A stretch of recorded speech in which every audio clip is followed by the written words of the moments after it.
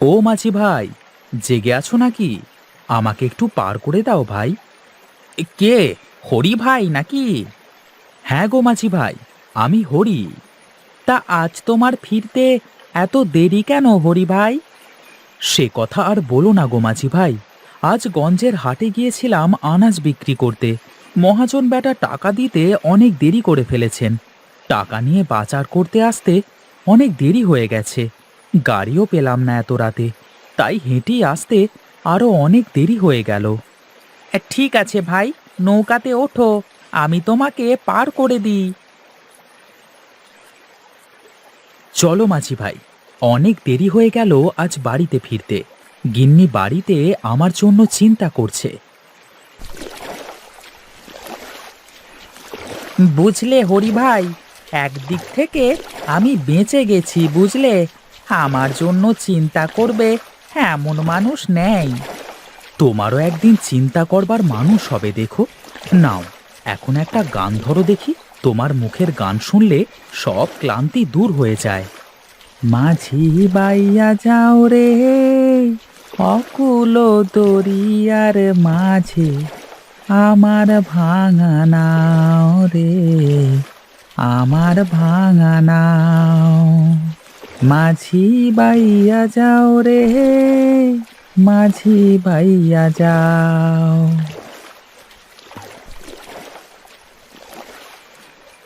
পাড়ে এসে পড়েছি দাদা। যাও, তাড়াতাড়ি বাড়িতে চলে যাও।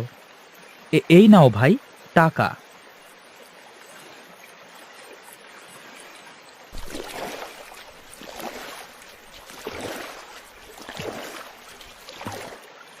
হ্যাঁ, রাত তো অনেক হয়ে গেছে, আর কোনো লোক আসবে না মনে হয়। এখন একটু ঘুমিয়ে নি।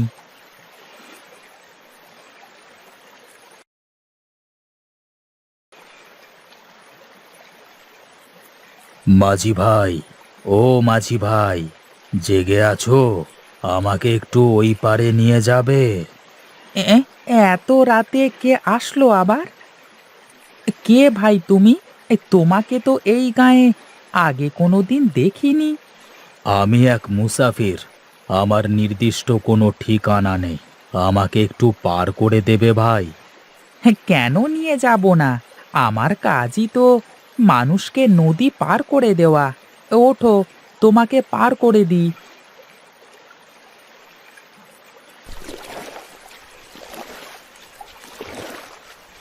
মাঝি ভাই, আমাকে একটু তিন মোহনায় নিয়ে যাবে?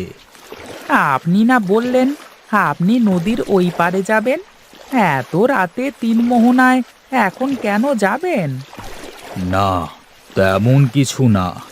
অনেক দিন ধরে আমার একটি মনোবাসনা ছিল।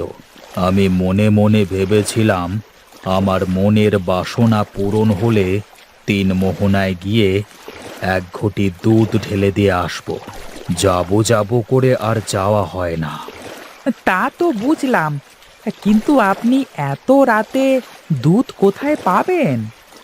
আমি বাজারে দুধ বিক্রি করতে গিয়েছিলাম, তার থেকে এক ঘরের দুধ বেঁচে গেছে। তাই বলছিলাম আমাকে একটু তিন মোহনায় নিয়ে চলো। এত রাতে তিন মোহনায় যাওয়া ঠিক হবে না। তুমি বরং কাল এসো, আমি কালকে তোমাকে নিয়ে যাব। বোকা মাঝি একটা! তুই যদি আমাকে না নিয়ে যাস, তবে আমি আমার কার্য হাসিল করব কি করে? আজ রাতের চাঁদ ডুবে গেলি যে আমার এত দিনের প্রতীক্ষার পালা শেষ হয়ে যাবে। মানে, তুমি এসব কি বলছো? তুই আমাকে এক্ষুনি তিন মোহনায় নিয়ে চল, না হলে আমি তোকে মেরে এই নদীতে ফেলে দেব। দোহাই তোমার, তুমি এমনটা করো না আমার সাথে। ঠিক আছে, তুই আমাকে তিন মোহনায় নিয়ে চল, তাহলে আমি তোকে প্রাণ ভিক্ষা দেব। তিন মোহনায় গেলে আমরা কেউ আর বেঁচে ফিরবো না। আর তুই আমাকে না নিয়ে গেলে তুইও বাঁচতে পারবি না। মরবার যখন এতই শখ হয়েছে তোমার, তখন চলো।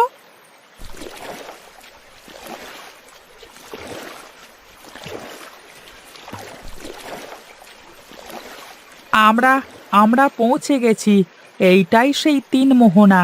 কিন্তু আপনি এত রাতে তিন মোহনায় কেন আসলেন? এই পূর্ণিমার আলোয় তিন মোহনাতে সোনার মাছ পাওয়া যায়, আমি সেগুলো নিতে এসেছি। দোহাই আপনার, এমনটা করবেন না। এমন করলে ঘোর অনর্থ হয়ে যাবে। এই মাছগুলো জলদেবীর মাছ। প্রতি বছর পূর্ণিমাতে এরা চাঁদের আলোয় এসে আয়ু বৃদ্ধি করে। এই মাছে হাত দিলে অনর্থ হয়ে যাবে। দেখি তোর জলদেবী আমার কি অনর্থ করে।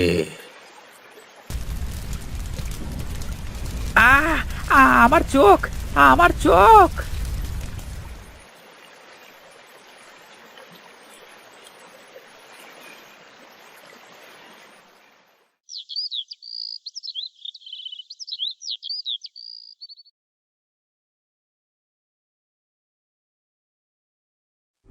আরে, আমার চোখে কি হয়েছে?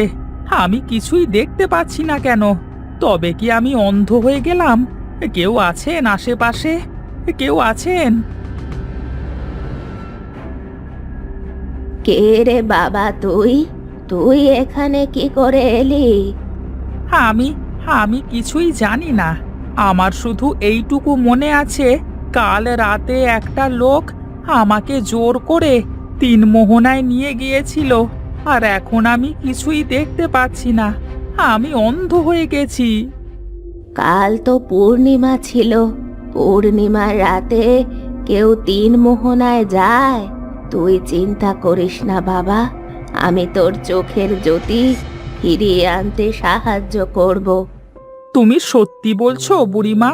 তুমি পারবে আমার চোখকে ঠিক করে দিতে? হ্যাঁ পারবো রে, নিশ্চয়ই পারবো। তুই এখন সোজা বরাবর উঠে চলে আয় দেখি আমার কাছে।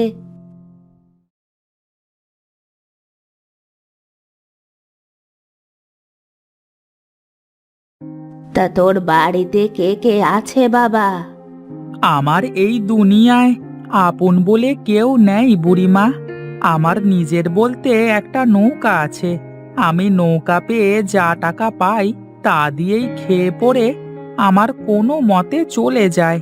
কিন্তু এখন তো আমি অন্ধ হয়ে গেছি, নৌকাটাও তো আর চালাতে পারবো না।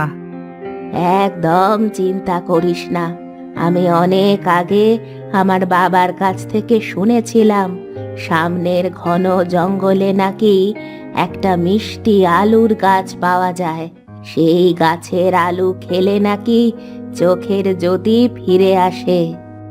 কিন্তু আমি একা একা কি করে ওই জঙ্গলে যাব?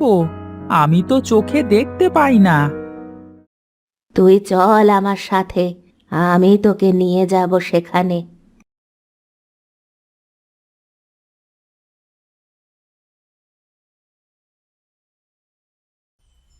বুড়িমা, অনেকক্ষণ ধরে তো হাঁটছি, আর কত দূরে যেতে হবে? আমার বাবার কথা মতো আশেপাশেই তো হওয়ার কথা সে জায়গা। তুমি কি কোনোদিন গেছো সেই জায়গায়? না, যাইনি কখনো, কিন্তু আমার বাবার মুখে অনেকবার শুনেছি ওই জায়গাটার কথা। কি গো বুড়িমা, থেমে গেলে কেন? এই তো আমরা প্রায় চলে এসেছি। সামনে একটা গুহা দেখা যাচ্ছে। ওই গুহার মধ্যে গেলেই সেই মিষ্টি আলুর গাছ পাওয়া যাবে। তবে চলো, গুহার ভেতরে চলো।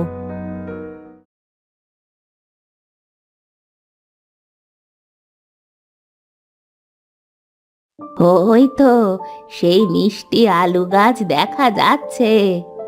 ওই মিষ্টি আলু গাছ দেখতে কেমন বুড়িমা? এই আলু গাছে মাটির নিচে আলু না ধরে গাছের গায়ে আলু ধরে। তবে দাও, আমাকে একটা আলু ছিঁড়ে দাও।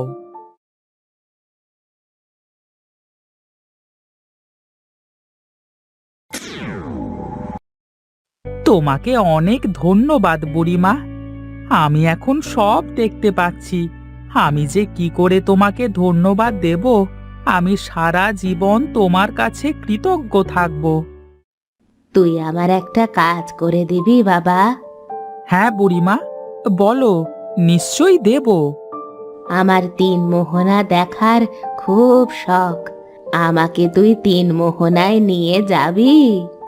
তুমি আমার চোখের জ্যোতি ফিরিয়ে দিয়েছ, আমি অবশ্যই তোমাকে তিন মোহনায় নিয়ে যাব। চলো আমার সাথে।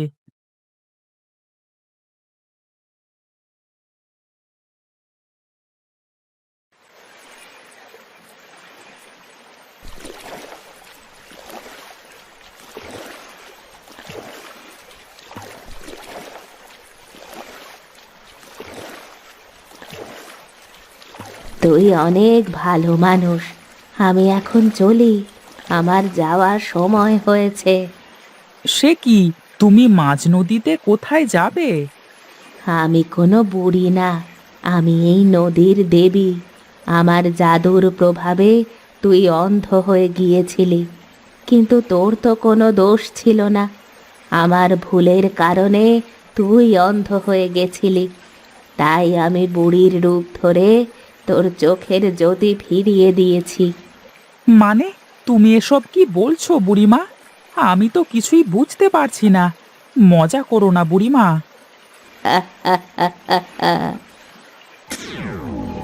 তার মানে সত্যিই তুমি নদীর দেবী? আমাকে ক্ষমা করো দেবীমা, আমি না বুঝে তোমাকে সন্দেহ করেছি। আমি জানি তুই অনেক ভালো মানুষ। বল, তোর কি চাই? আমার তেমন কোনো কিছুই চাওয়ার নেই দেবীমা। আজ থেকে তোর আর কোনো কিছুর অভাব থাকবে না। তুই এই নদীটাতে আমার নাম স্মরণ করে জাল ফেললে তোর জাল মাছে ভরে যাবে। সেই মাছ বিক্রি করে তোর সব অভাব দূর হয়ে যাবে। এই জন্যই বলে, বিধাতা যা করে মঙ্গলের জন্যই করে।